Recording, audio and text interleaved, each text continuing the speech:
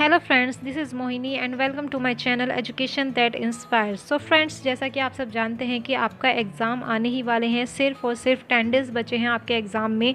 जिनका 16 तारीख को एग्ज़ाम है उनके लिए तो 10 डेज़ ही मानकर हम चलते हैं, ठीक है। तो इन लास्ट डेज़ में आपको क्या करना चाहिए, क्या नहीं करना चाहिए, किस टाइम टेबल को आपको फॉलो करना है, किस तरीके से आपको स्ट्रैटेजी बनानी है, ये सब चीज़ें मैं आपको यहाँ पर नहीं बताने वाली हूँ, क्योंकि फ्रेंड्स आप लोग इतने मैच्योर हैं तो ये चीज़ें आप खुद ही डिसाइड कर सकते हैं, मुझे बताने की ज़रूरत नहीं है। और ये सब चीज़ें प्रत्येक व्यक्ति की इंडिविजुअल होती हैं, ठीक है। सब अपने अपने हिसाब से टाइम निकालते हैं अपने एग्ज़ाम के लिए, प्रिपरेशन के लिए। तो वो चीज़ें बताना वेस्ट ऑफ टाइम होगा।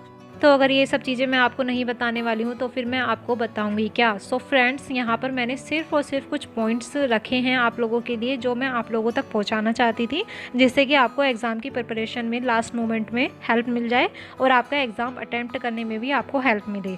सो फ्रेंड्स, सबसे पहले आपको जो बात ध्यान रखनी है वो ये है कि आपको इस बीच जो ये 10 डेज़ बचे हैं उसमें अपनी स्टडी से अदर किसी भी चीज़ पर फोकस नहीं करना है या अपना ध्यान नहीं पहुँचाना है। फॉर एग्ज़ाम्पल सोशल मीडिया, ये बात सबको पता है, सब जानते हैं कि हमें सोशल मीडिया से दूर रहना है ड्यूरिंग अवर स्टडी। लेकिन फिर भी जब भी आपके फ़ोन में कुछ भी मूवमेंट होगा या थोड़ी बहुत भी साउंड होती है ना, तो आप झट से दौड़ते हो अपने फ़ोन को देखने के लिए। ये बात बिल्कुल भी नहीं होनी चाहिए।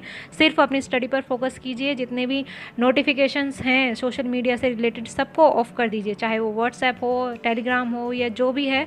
सिर्फ और अगर फ़ोन को यूज़ करना ही है तो अपनी स्टडी के लिए यूज़ कीजिए और किसी चीज़ के लिए नहीं। क्योंकि अगर आपने सोशल मीडिया के किसी एक भी पोस्ट को ओपन भी कर लिया ना, तो उसी में आपके 10 to 15 मिनट वेस्ट हो जाने हैं, क्योंकि उससे रिलेटेड पोस्ट भी तो आप देखेंगे। उस पोस्ट को देख करके छोड़ थोड़े ना देंगे, उससे रिलेटेड जितने भी आएंगे नीचे उन्हें भी देखेंगे साथ में। तो इसलिए कहा जा रहा है कि सोशल मीडिया को अपने से दूर रखिए। और इसके अलावा जितनी भी घर में बातें होती हैं ना इधर उधर की, उनसे भी अपने आप को दूर रखिए। एक रूम में अपने आप को बंद करके रखिए जब तक आपका एग्ज़ाम नहीं आ जाता। सिर्फ और सिर्फ आपको खाने पीने के लिए ही उठना है, वरना आपको स्टडी ही करनी है और सोना है बाकी थोड़ा बहुत टाइम अपने माइंड को रिलैक्स करने के लिए, ठीक है। और इसके अलावा आपको ध्यान क्या रखना है वो ये है कि don't go for new topics और न्यू सोर्सेज। किसी भी नए टॉपिक को टच नहीं करना है बिल्कुल भी। अभी तक की तैयारी में आपने जितने भी टॉपिक्स कवर किए हैं सिर्फ उन्हीं को रिवाइज़ करिए, उन्हीं को पढ़िए, उन्हें क्लियर कीजिए अच्छे से अपने माइंड में। और किसी नए सोर्स को मत पकड़िए पढ़ाई के। फॉर एग्ज़ाम्पल, जैसे आप यूट्यूब चैनल देखते हैं, किसी नए यूट्यूब चैनल को मत पकड़िए, किसी नई बुक को मत देखना शुरू करिए, ठीक है। ये चीज़ें आपको ध्यान में रखनी है। इसके अलावा फ्रेंड्स, जो अभी तक आप पढ़ चुके हैं, जितना भी स्टडी की है उसको बार बार रिवाइज़ करना है इन 10 डेज़ में। वो आपके ऊपर डिपेंड करता है कि आप कितना टाइम उसके लिए निकाल करके रिवाइज़ कर रहे हैं। न्यू टॉपिक्स को भी देख सकते हैं, लेकिन सिर्फ और सिर्फ थोड़ा बहुत। ज़्यादा से ज़्यादा टाइम किस पर लगाना है? अपना रिवाइज़ करने पर, जितना ऑलरेडी आप कर चुके हैं। अगर आपको ये लगता है कि जितना आपने अभी तक पढ़ा है वो एग्ज़ाम के लिए सेटिस्फाइड नहीं है, आपने कम ही यूनिट्स को कवर किया है जिससे कि आपका एग्ज़ाम क्लियर नहीं हो पाएगा, तो इसलिए आप एक काम और कर सकते हैं। जितने भी प्रीवियस ईयर क्वेश्चंस हैं ना, आप उनको सॉल्व कीजिए। सॉल्व करने का मतलब ये नहीं है कि सिर्फ क्वेश्चन पढ़ा और इसका आंसर देख लिया हो गया सॉल्व। नहीं, ऐसा नहीं करना है, क्योंकि क्वेश्चन कभी भी रिवाइज़ नहीं होगा, क्वेश्चन कभी भी रिपीट नहीं होगा।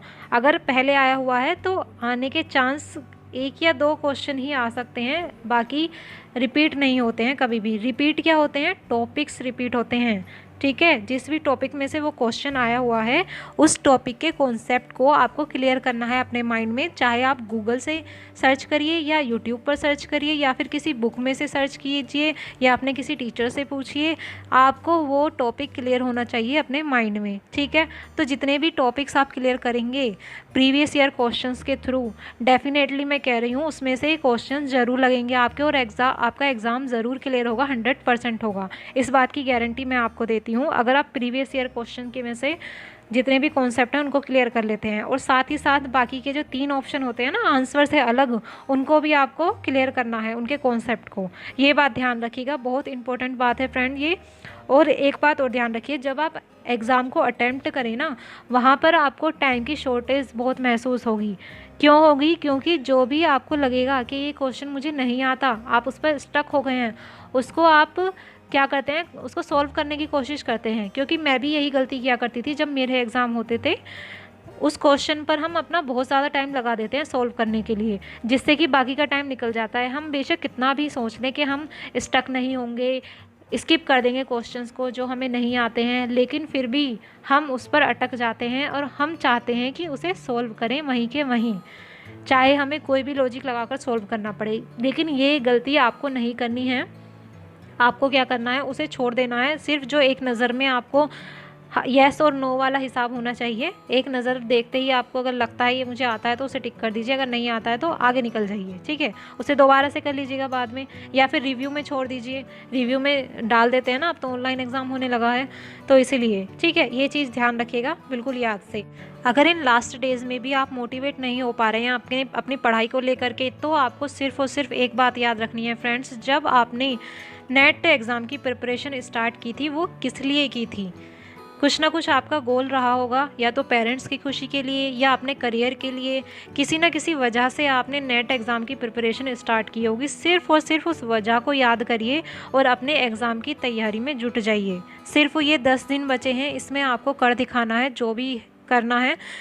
ऐसे भी लोग हैं जिन्होंने कभी तैयारी ही नहीं करी नेट की, सिर्फ 10 से 20 दिनों में ही उन्होंने नेट की तैयारी की है, और सिर्फ नेट नहीं, उन्होंने JRF भी क्लियर किया है। ऐसे भी लोग हैं इस दुनिया में। तो जब वो लोग कर सकते हैं तो आप लोग क्यों नहीं कर सकते। आप भी तो उन्हीं की तरह है ना, सब लोग सेम है यहाँ पर। सिर्फ अपने माइंड को यूटिलाइज हम किस प्रकार से कर रहे हैं, किस तरीके से कर रहे हैं, उस पर बात डिपेंड करती है। समझ रहे हैं ना आप सब। सो फ्रेंड्स, यही कुछ पॉइंट्स थे जो मैं आप लोगों तक पहुँचाना चाहती थी, और लास्ट में यही कहना चाहूँगी, all the best for your exam, my well wishes are with you, so go and achieve your JRF। ठीक है फ्रेंड्स, सो मिलते हैं आपसे नेक्स्ट वीडियो में। सी यू सून।